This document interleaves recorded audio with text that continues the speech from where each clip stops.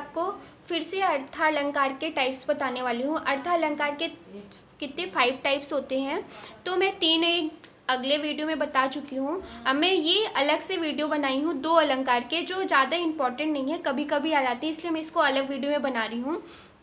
कौन सा है? मानवीकरण अलंकार। मानवीकरण से आपको समझ में आएगा कि बस ऐसे ही मानवीकरण, उसमें खुद से जो आर्टिफिशियल रूप में होता है उसको बोलते हैं मानवीकरण अलंकार। जैसे जहाँ जड़ पर चेतन, जड़ का मतलब होता है जो निर्जीव वस्तुएं होती हैं, निर्जीव वस्तुएं, और चेतन का मतलब हो गया जो सजीव होते हैं। जहाँ निर्जीव पर सजीव का आरोप किया जाता है, जो निर्जीव वस्तु है वो मतलब जड़, जहाँ जड़ पर चेतन का आरोप अथवा जड़ प्रकृति पर मानवीय भावनाओं द्वारा क्रियाओं का आरोप होता है। जैसे कोई वस्तु है, उसको क्या करते हैं, जो कवि लोग होते हैं उसको मतलब खुद से अपना ऐसा उसको वो करते हैं, प्रतीत करते हैं कि ये क्या है, एक चेतन या सजीव अवस्था में है।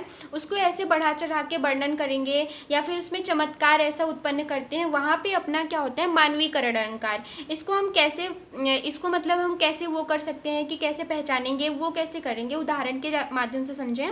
बीती विभावरी जागरी, अंबर पनघट में डुबो रही, तारा घट ऊषा नागर। यहाँ पे जो ऊषा है ये सुबह की जो 4 से लेके 5 बजे की जो वो टाइम होता है उसको हम क्या बोलते हैं, ऊषा का टाइम बोलते हैं। ऊषा पर नागरी का आरोप। ऊषा अपना क्या है, एक ऊषा, ऊषा कोई लड़की या किसी का नाम नहीं है।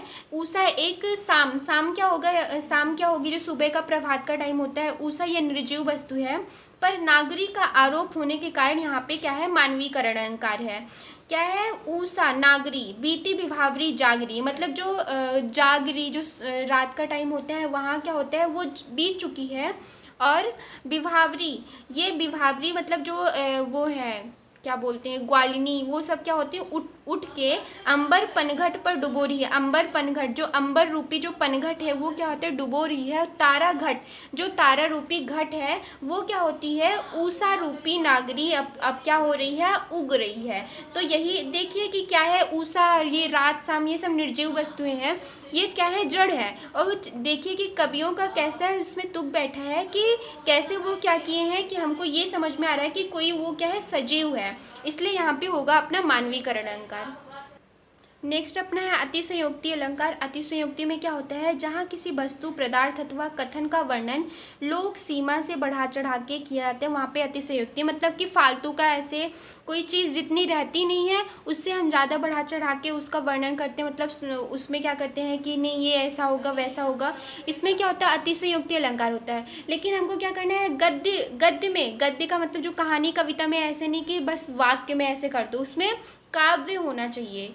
क्या है, काव्य पंक्ति होनी चाहिए हम उसमें, कि उसमें हमको पता चले कि ये बढ़ा चढ़ा के वर्णन किया गया। जैसे है, हनुमान की पूंछ में लगन न पाई आग, लंका सगरी जल गई, गए निशाचर भाग। अब इसमें क्या बोल रहा है, हनुमान की पूंछ में, हनुमान जी की जो पूंछ है उसमें लगन न पाई आग, उसमें क्या है, आग लगने नहीं पाई कि लंका पूरी की पूरी जल के क्या हो गई, खाक हो गई। और जो निशाचर मतलब कि जो राक्षस थे वो सब क्या हो गए, भाग गए। लेकिन ऐसा बिल्कुल भी नहीं था।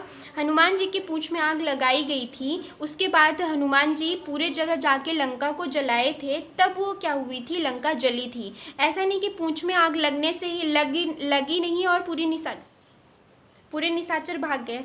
तो ये आपके क्या हुए, अर्थालंकार, मतलब कि अलंकार का यहाँ पे क्या हुआ, समाप्ति हो गई, कि अलंकार ये ख़त्म हो गया। अब आई होप आपको समझ में आया होगा।